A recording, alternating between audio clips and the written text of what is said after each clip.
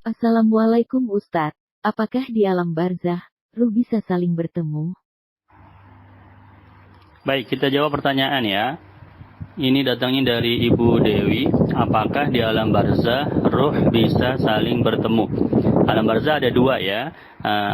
Barzah yang dipenuhi dengan kenikmatan, yaitu untuk orang-orang soleh, dan barzah yang berisi dari azab kubur, ya, itu untuk orang-orang akhir maksiat. Untuk alam barzah yang dipenuhi dengan kenikmatan, maka para penghuni barzah di situ itu bisa saling bertemu, ya, layaknya kita manusia di dunia saling bertemu, begitu. Dan itu salah satu kenikmatan alam barzah, yaitu bertemu lagi dengan orang-orang yang sudah meninggalkan kita di dunia, ya, itu salah satu kenikmatannya itu. Baik, kemudian yang berikutnya dari Nurul Yakin. Assalamualaikum Ustadz, izin bertanya. Kalau ada orang yang punya hutang udah ditagih tapi tetap gak bayar, nanti di akhirat gimana? Jadi 100 rupiah pun hutang, nanti di akhirat itu ada perhitungannya, ya, ada hisabnya. Manusia wajib melunasi apa yang belum dia lunasi di dunia, ya, nanti di akhirat akan dilunasi. Cuman masalahnya orang ke akhirat nggak bawa duit, ya. Bawanya apa? Bawanya pahala dia. Maka hutangnya itu dibayar dengan pahalanya dia. Jadi pahalanya diambil diberikan kepada orang yang memberi hutang tersebut. Berapa besar pahalanya? Itu perhitungan Allah sudah, ya. Kalau hutangnya 100.000, berapa banyak pahalanya yang diambil? Itu sudah hitungan Allah. Kalau hutangnya 1 juta, semua kembali kepada Allah. Yang jelas ada keadilan Allah di situ, dan tentu rugi sekali, ya, sangat rugi. Walaupun hanya hutang di dunia hanya 1.000 rupiah, di akhirat pahala kita diambil, sedangkan pahala tidak mungkin bertambah lagi di akhirat, ya. Akhirat untuk menambah pahala kan kesempatannya hanya di alam dunia, ya. Kita ibadah kan di alam dunia, ya. Di akhirat tidak ada ibadah lagi. Maka kalau pahala itu berkurang, akan berkurang selama-lamanya, ya. Tidak ada kesempatan untuk ditambah lagi. Kemudian bagaimana kalau orang yang punya utang ini dia nggak punya pahala?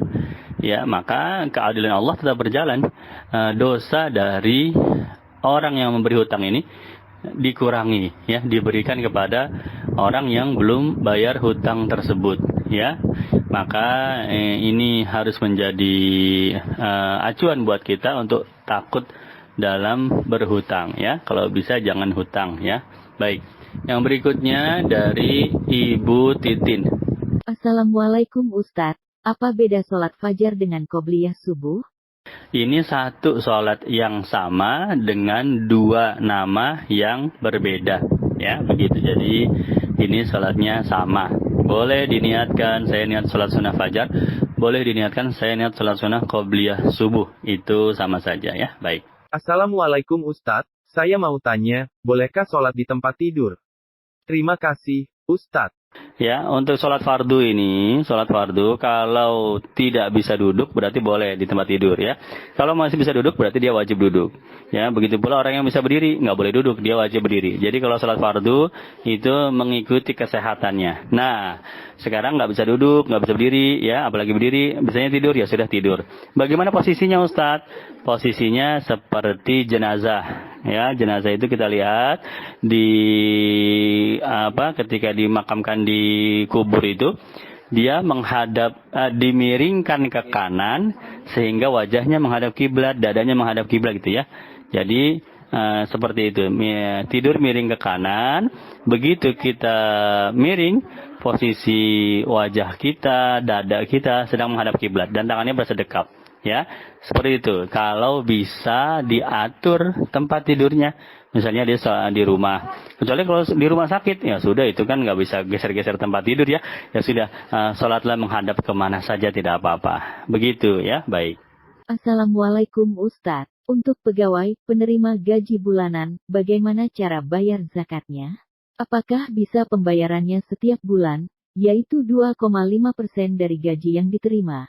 Atau harus 1 tahun dulu, baru bayar zakat 1 tahun berikutnya? Mohon pencerahan. Uang yang semata-mata dapat yang kita dapatkan dari gaji, dari keuntungan dagang, kalau kita pedagang, dari apa lagi ya. Kalau itu baru didapatkan, berarti uang tersebut masih harus terpakai untuk nafkah wajib, ya kan? Untuk makan, anak istri, untuk tempat tinggal, untuk kesehatan, pakaian, ya. Jadi tidak bisa langsung dihitung dari penghasilan kotor, ya, sehari sebulan 10 juta. Berarti zakatnya 2,5% dari 10 juta tersebut. Nggak bisa begitu. Kenapa? Karena 10 juta itu masih dipakai untuk pengeluaran wajib. Ya, jadi kalau ditanyakan, loh, kan zakat wajib. Ya memang, tapi kan ini juga nafkah wajib juga. Jadi sama-sama wajib. Maka zakatnya kalah karena kewajiban nafkah kepada ahli keluarga itu lebih utama. Ya, jadi keluarkan dulu untuk nafkah keluarga dan lain sebagainya, sisanya ya dari gaji tersebut, sisanya jika ada sisa, nah itu ditabung begitu ya. Kalau tidak ada sisa ya sudah, berarti nggak ada kewajiban sama sekali. Kadang-kadang ada orang yang gajinya 10 juta, anaknya 7, dengan orang yang gajinya 5 juta, anaknya cuma 1 ya. Yang 10 juta habis tiap bulan ya, sedangkan yang 5 juta ternyata ada sisanya. Nah, orang yang gajinya 5 juta ini ada kesempatan dia untuk berzakat. Yang 10 juta karena habis terus, jadi ya sudah, tidak ada zakat terus. Begitu ya. Jadi tidak dilihat dari semata-mata dari penghasilannya berapa, melainkan semuanya sudah kewajiban dia sudah selesai, barulah ditabung. Begitu ya.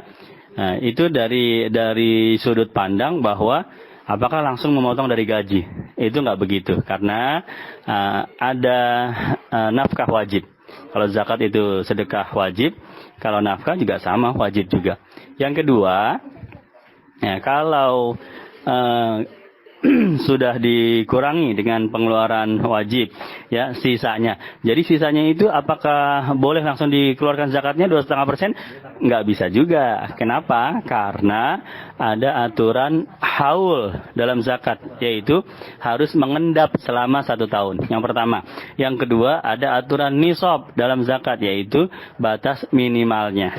Ya, jadi tidak semua orang yang punya penghasilan otomatis kena kewajiban zakat, kecuali mereka yang ada sudah sampai batas nisabnya, begitu. Jadi dari sini kita bisa mengetahui agama mengajarkan kita untuk punya simpanan, ya, untuk punya investasi berupa emas, perak, dan uang yang disimpan. Jangan dihabiskan semua setiap bulan untuk belanja, ya.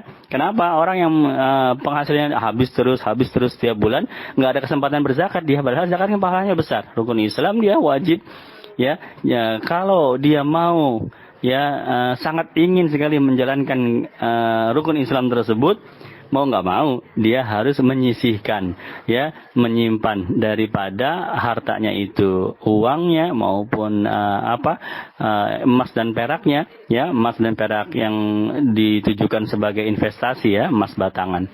Begitu, agama mengajarkan kita punya simpanan ternyata, subhanallah, ya. Kalau habis-habis saja nggak usah dikasih zakat, ini orang cukup dikasihani saja, ya. Kenapa? Dia berarti tidak bisa punya simpanan, tabungan untuk dirinya sendiri.